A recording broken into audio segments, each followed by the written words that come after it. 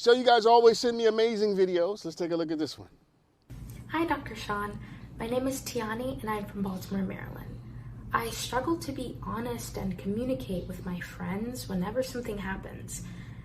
I find it easier to ghost them and never speak again. I know it's a problem, but I'm unsure how to stop it. Can you give me some advice on how to communicate more effectively?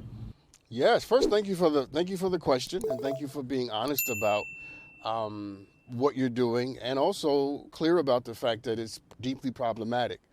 Um, the beginning of all change happens to be rooted in the experience and the fact of one coming to terms with the truth that what you're doing isn't working for you. We never change things that we believe on some level might be or is working.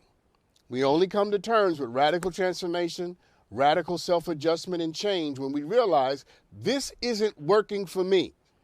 And when you embrace that and when you honestly know it to be the case, that's the beginning of change. Because the moment you can accept the fact that if I keep doing this, I'm going to get things that I don't want.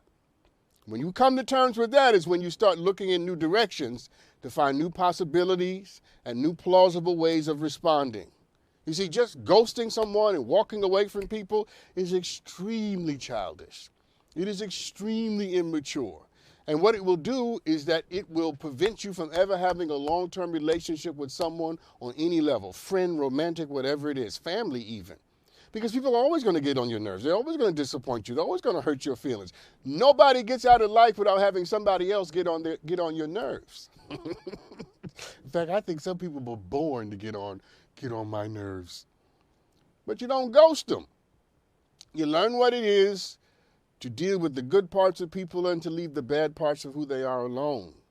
You see, learning how to have longevity in friendships and longevity in connections is important, because if you bail out on everybody in your life, who's to say that when the rubber meets the road and you come between a rock and a hard place that you won't bail out on yourself as well?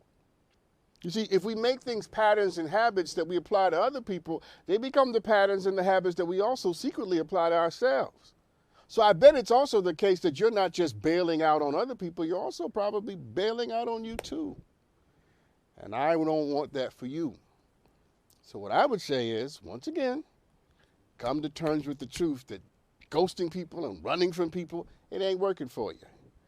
It ain't keeping you where you need to be.